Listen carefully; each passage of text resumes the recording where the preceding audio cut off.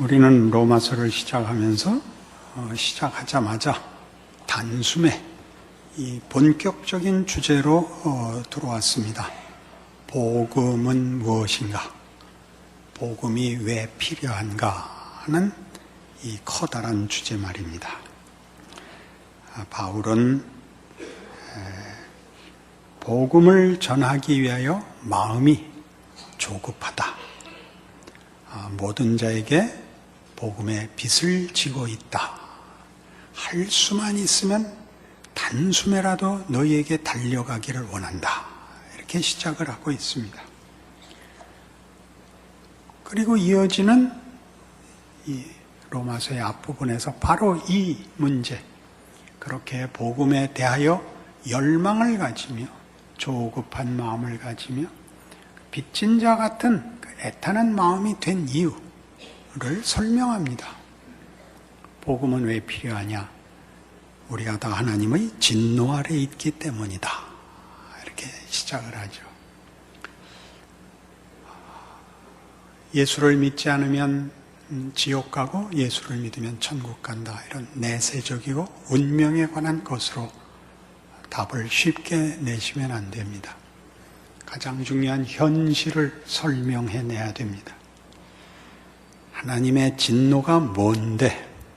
불의한 자들과 불경한 자들에게 내리는 하나님의 심판이기 때문에 무섭다. 다른 어떤 기준도 아니고 하나님과의 관계를 기준하여 하나님이 심판하시고 혹은 복 주신다. 하나님이 누구시고 하나님을 믿지 않는다는 것이 어떻게 객관적으로 잘못일 수 있느냐? 너희 안에 하나님을 알만한 것이 있다.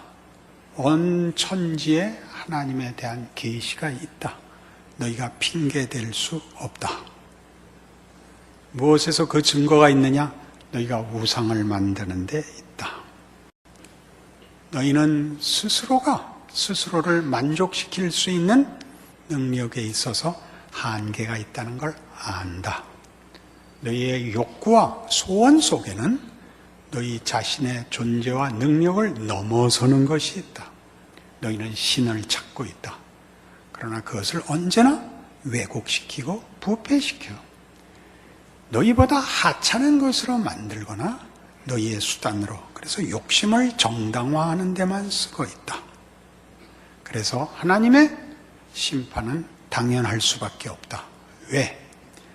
너희 안에 하나님을 찾는 마음을 준 이 거룩하고 영광된 것을 부패시켜 하나님을 모독하고 그 하나님의 기쁜 창조물인 너희 자신을 더럽게 만들고 있기 때문에 하나님은 가만히 있으실 수 없다. 그럼 그 심판이 도대체 어떻게 나타나는가?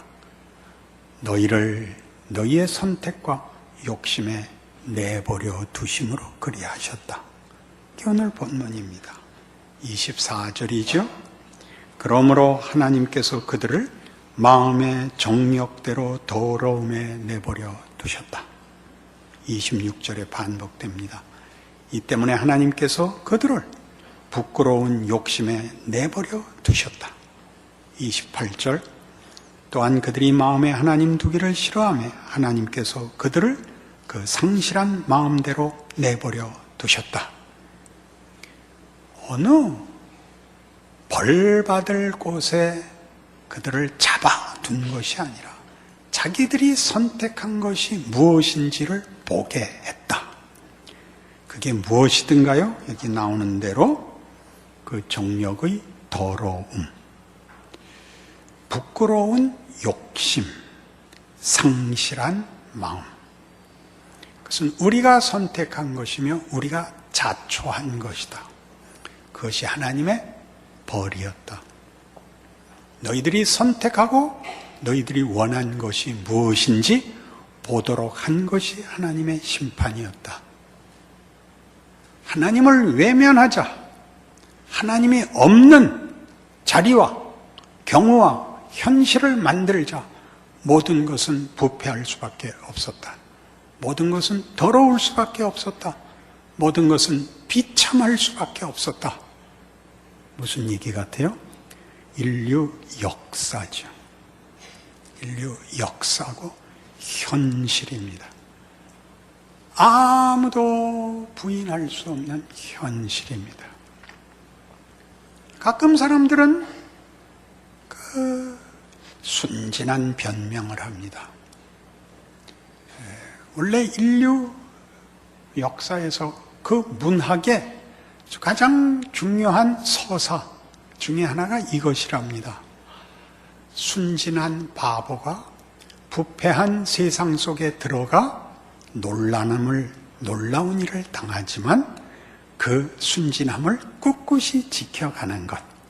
이것이 문학적 서사의 대부분을 차지하는 서사랍니다. 그렇죠? 그러나 본인이 의도하지 않았다든가 악의를 갖지 않았다든가 몰랐다든가 하는 것은 지금 로마서가 증언하려는 이 말에 다 튕겨져 나가버립니다. 그래도 현실이다. 모르고 밟았습니다. 모르고 먹었습니다.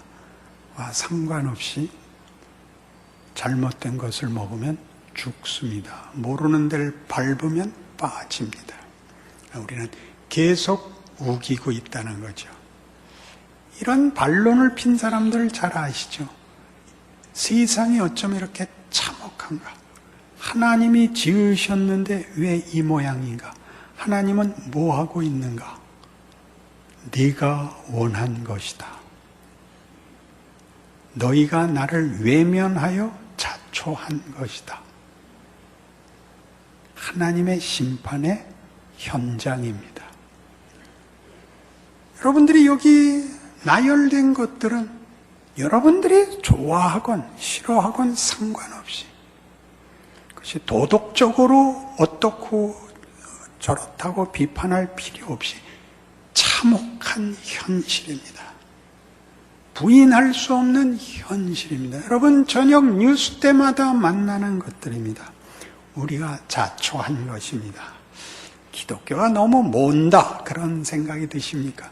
아니, 하나님 얘기할 것 없고 복음 얘기할 것 없이 성경이 들이대는 현실에 대한 증거보다 더 분명한 증거가 또 있나요? 무슨 다른 어떤 르뽀가 어떤 폭로가 현실을 성경보다 더 잘 증언하나요? 누가복음 15장에 가시면 이 문제가 성경에 얼마나 중요한 핵심된 주제인가를 예수님의 비유에서 우리가 만납니다.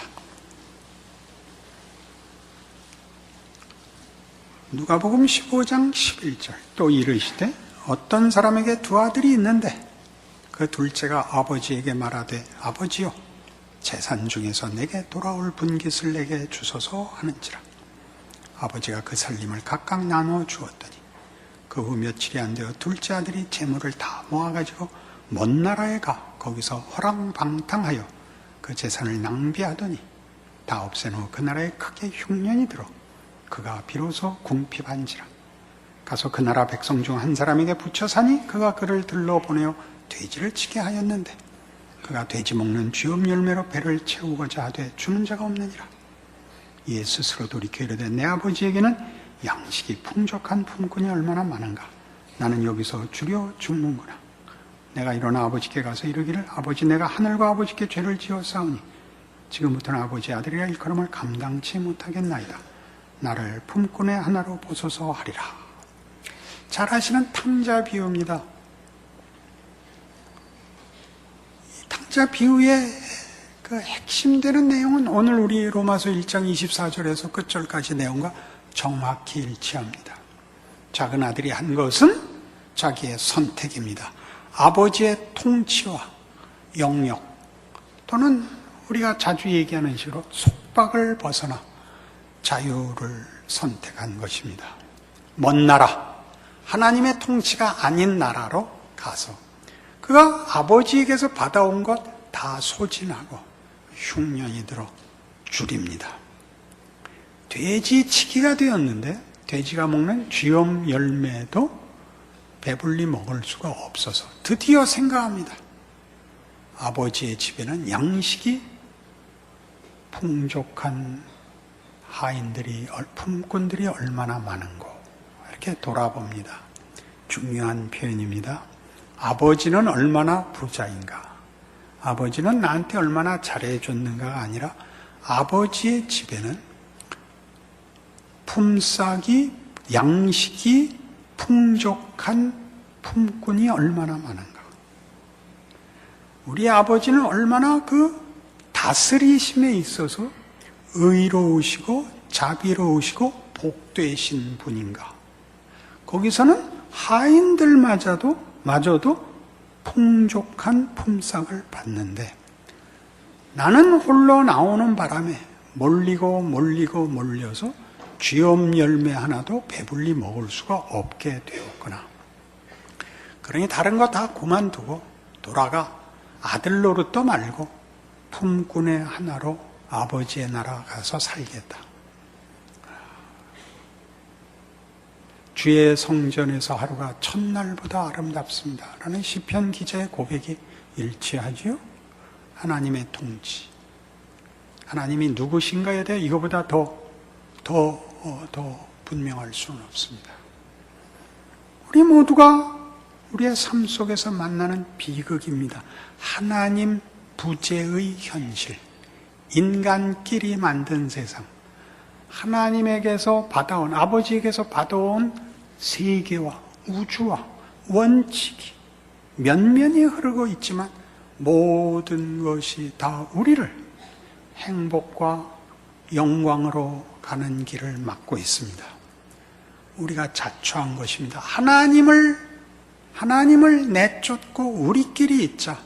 그 거대한 유산이, 그 하나님의 축복과 영광의 존재가, 그 목적을, 내용을, 현실을 아무것도 남겨놓지 못한 채 부끄러움과 더러움으로 부패시킵니다. 멸망밖에 남는 것이 없게 됩니다. 그게 이 탕자의 비유에서 중요한 것입니다. 돌아가자 이렇게 되죠. 32절에 가면 이 네 동생은 죽었다가 살아났으며 내가 잃었다가 얻었기로 우리가 즐거워하고 기뻐하는 것이 마땅하다. 이렇게 끝납니다. 이 주제는 누가복음 15장에 나오는 세 가지 비유에 공통된 것입니다. 첫 번째는 그 잃어버린 양 한 마리 찾는 이야기입니다. 그 중에 하나를 잃어서 99마리를 들에 둔 채 그 하나를 찾아 나서고 5절 또 찾아낸 즉 즐거워 어깨에 메고 집에 와서 그 벗과 이웃을 불러 모으고 말하되 나와 함께 즐기자. 나의 잃은 양을 찾아내었노라 하리라. 내가 너희에게 이르는 이와 같이 죄인 한 사람이 회개하면 하늘에서는 회개할 것 없는 의인 99으로 말미암아 기뻐하는 것보다 더하리라. 하나를 찾는 기쁨. 두 번째는 드라크마입니다. 잃어버린 하나를 찾은 기쁨. 9절 보시면 또 찾아낸 즉 벗과 이웃을 불러 모으고 말하되 나와 함께 즐기자. 잃은 드라크마를 찾아내었노라 하리라. 내가 너에게 이르노니 이와 같이 죄인 한 사람이 회개하면 하나님의 사자들 앞에서 기쁨이 되니라. 찾는 기쁨. 기쁨이라는 것은 여기서 그 찾은 대상이 다만 한 물건에 불과하지 않다는 그 주인의 어떤 더 깊은 관계성을 묘사하고 있지요. 찾고야 말겠다는 의지가 동원되고 찾은 기쁨이 이웃과 함께 나눠야 될 만큼의 큰 것입니다. 다만 소유와 어떤 물량이 불어나는 것과는 다르죠. 그리고 같은 주제를 세 번째 와서는 탕자 비유입니다. 아들이 나가겠다고 우기고 아버지는 보냅니다. 오늘식으로 얘기하면 버려둡니다. 그의 요구를 받아들입니다. 그것이 뭔지 생각해야 됩니다. 하나님은 왜 그걸 받아주셨을까? 그건 무시무시하기 어려운 문제입니다. 우리 생각엔 붙들어 매뒀으면 제일 좋겠습니다. 그럼 아마 평생 찌푸리고 살았을까요? 그죠? 하여튼 하나님은 놓아두셨습니다. 절대 놓치지 않을 분이. 앞에 두 개는 분명히 잃어버린 것이었습니다. 세 번째는 자기가 나가는 것을 허락합니다. 우리는 이 문제를 더 다룰 것입니다. 로마서에서 더 다룰 것입니다. 중요한 내용은 여기 있습니다. 우리에게 그 선택권을 줬고 그 선택이 무엇인가를 우리에게 알도록 긴 시간을 주었습니다. 긴 시간. 왜 세상이 이 꼴이냐? 하나님 뭐 하시냐? 이 전쟁의 비극을 보시라. 그런데 하나님이 그렇게 하신 것이 아니다. 이거죠. 우리가 자초한 것입니다. 그는 누구에게도 핑계댈 수 없는 우리가 한 일들입니다. 마이클 호튼의 글에 이 문제에 대한 아주 좋은 글이 있어서 인용합니다. 성경은 복음이 바로 실패한 이들에게 좋은 소식이라는 것이며 우리 자신이 기준이 아닌 하나님의 관점에서 현실을 볼 때 우리 모두가 실패자들이라는 것이다.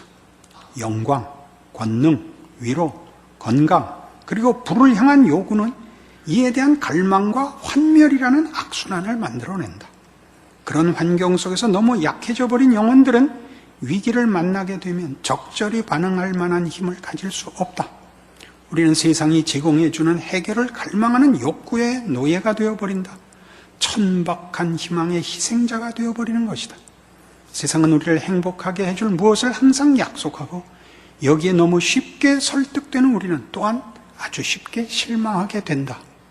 우리 모두가 실패자이죠.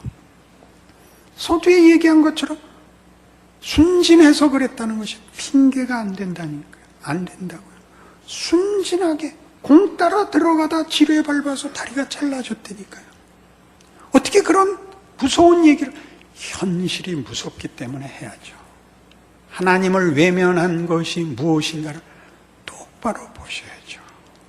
그걸 보지 않고는 돌아갈 수도 없습니다. 내 아버지 집에는 양식이 풍족한 품꾼이 얼마나 많은지 그걸 깨달으라고 그럼 거기 넘겼단 말입니까? 넘기지 않았습니다. 우리가 졸랐지요. 그걸 없앴으면 얼마나 좋을까요? 그러면 무슨 돌이 됐겠죠. 우리는 그 부분에 대해서 잘 모릅니다. 우리의 영혼의 갈증이 하나님 이외의 그 어느 것으로도 만족되지 않는다는 것을 합니다. 어거스틴의 얘기와 같이 하나님을 만나기까지 우리의 영혼의 평안은 없습니다. 대강 타협하고 살 수는 없습니까? 하나님은 그렇게 아니하시겠답니다. 이 문제에 대해 우리는 끊임없는 불평이 있습니다. 이 현실에 대한 비아냥, 핑계, 외면, 체념, 그리고 저항이 있습니다. 문학에는 이 문제가 아주 커다란 주제가 돼서 서구 문학에서는 이 주제, 운명을 어떻게 받아들일 것이냐에 대한 인간의 반항이 아주 중요한 주제로 면면이 이어오고 있습니다. 영문학자인 토마스 포스터라는 사람이 헐만 멜빌의 모비딕을 평하면서 이런 말을 써서 저한테 어떤 영감을 주었습니다. 이 책은 다른 모든 책과 다르다. 이렇게 시작할 수 있는 사람은 없다. 그 첫 세 마디를 보라. 그게 뭐냐면요, Call me 이슈마엘, 나를 이스마엘이라 불러다오, 이렇게 시작합니다. 그 사람이 거기서 화자입니다. 그 모비딕이라는 전체 소설에서 그 소설의 화자입니다. 그는 이스마엘입니다. 서구는 당연히 그랬듯이 오늘날 우리 기독교인들도 알다시피 이스마엘은 서자입니다. 화자가 서자로 시작되는 것으로부터 벌써 뭘 짐작할 수 있습니까? 항복할 수 없다 이거지, 억울하다 이거지, 삐졌다 이거지, 이게 금방 다가오지 않습니까? 이삭이 아니니까요. 이스마엘이니까. 벌써 시작부터 이런 어긋난 시선과 저항을 가지고 시작하는 것입니다. 위대한 작품입니다. 왜 위대하냐면 사람이 거기까지 신과 맞서서 고집을 부리는 데까지 갈 수 있다는 게 위대합니다. 얼마나 우리가 큰 존재인지 모르겠습니다. 우리는 다만 분노하고 거절하는 데서도 그렇게 큰데 하나님의 은혜와 목적에 순종하여 크면 얼마나 클 수 있을까 해선 기절해버렸습니다. 제가. 콜미 이슈마일에서는 그 말을 알아먹었는데, 그래서 상대적으로 내 아버지 집에는 양식이 풍족한 품꾼이 얼마나 많은 거에서는 기절을 해서 깨어났더니 주일이 되었습니다. 그게 로마서가 하고 싶은 이야기인 것입니다. 히브리서 12장에 가시면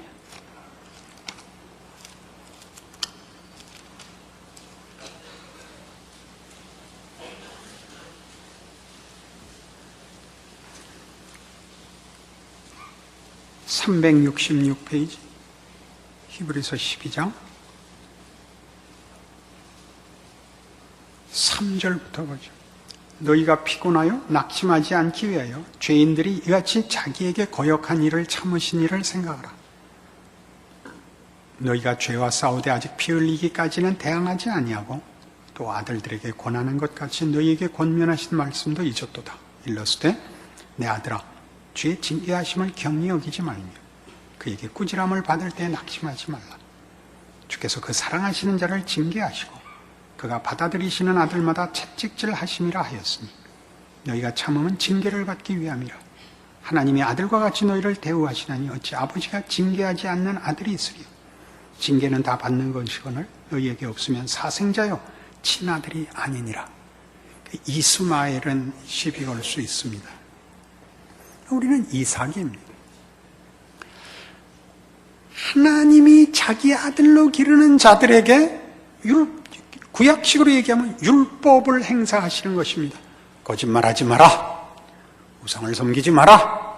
우리 식으로 할까요? 밥 먹을 때 쩝쩝대지 마라. 얘기할 때 눈을 마주 봐라. 두 손은 앞으로 공손히 모아라. 불편하신가요? 그것은 명예입니다. 그렇죠? 그것은 명예입니다. 무엇이 있어야 만드는 물리적인 것으로 충족되는 것이 아닌 인격과 영혼의 위대함이죠. 예의를 갖는 것, 지혜를 갖는 것, 분별을 갖는 것, 관계를 맺는 것, 하나의 존재가 되어 자기에게 주어진 인생을 살아가는 것, 이런 것들을 명예로 알게 됩니다. 그게 많은 도움을 필요로 합니다. 밀어줘야 되는 것이 아니라 이건 아니다, 이건 아니다, 이건 아니다. 그렇죠? 여러분 사진 찍고 사진사가 다시 찍어야겠습니다의 첫 번째 이유가 뭡니까? 제일 많이 하는 실수, 찍히는 사람들에게 제일 많이 일어나는 실수, 눈 감는 거죠. 눈 똑바로 뜨세요. 자, 하나 둘 셋 할 겁니다. 하나 둘 하고 확 찍어야죠. 셋 하면 꼭 감으니까. 이게 율법입니다. 율법의 은혜인 것은 우리를 알고 우리 마음대로 가는 길을 차단하여 하나님이 그 안에서 만드시는 일을 하도록 하는 장치였죠. 우리 아버지가 하신 모든 말을 다만 꾸지람으로, 짜증으로,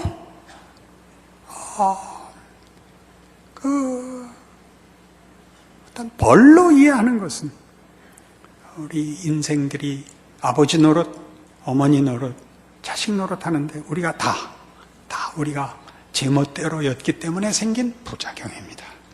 그렇지 않습니다. 그것은 큰 복입니다. 하나님이 우리를 아들로서 대접한답니다. 이 탕자의 비유에 그 아버지의 전 재산을 말아먹고 들어왔는데, 자, 소를 잡아라, 모두를 불러라, 잔치를 하자. 그래서 그 큰아들의 역할이 그겁니다. 아니, 창기와 함께 온 재산을 말아먹은 놈을, 얘야 무슨 말이냐, 아들이 돌아오지 않았느냐. 이 말을 들으시 상기하십시오. 여러분의 이 비참한 현실, 왜 이렇게 됐느냐? 우리는 왜 여기까지 왔을까? 돌아갈 수 있을까? 민망과 절망이 가슴속에 가득 찼을 때 무슨 말이냐? 너는 내 아들이 아니냐? 이 말을 기억하십시오.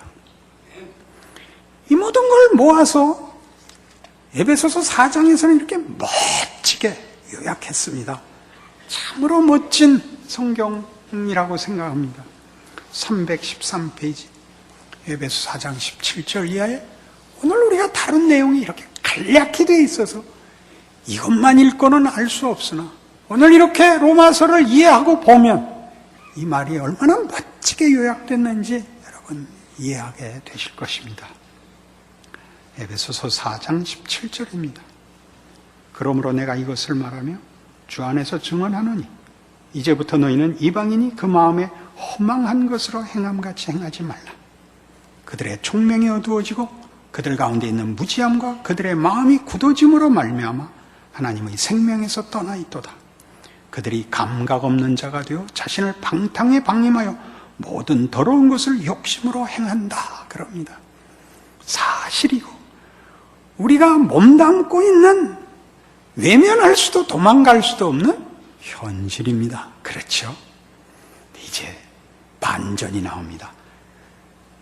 오직 너희는 그리스도를 그같이 배우지 아니하였느니라.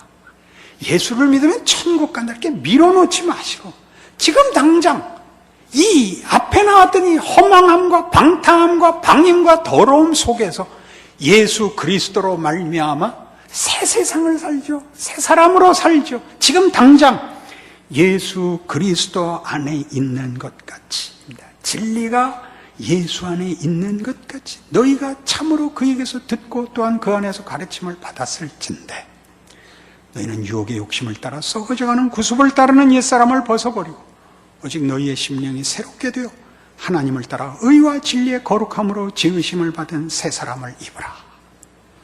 지금 할 수 있는 겁니다. 지금 하나님을 외면하여 이루어진 세상의 비참함과 더러움을 보신 것처럼, 그것이 사실인 것처럼, 현실인 것처럼 예수께서 오셔서 바꿔놓은 세상, 복음으로 인하여 새로 열린 세상, 새로 시작할 수 있고 부름받은 우리의 신자된 진실, 지금 당장 예수 안에서 이 모든 것으로부터 돌아서 하나님의 자녀로 명예롭게 살 수 있습니다.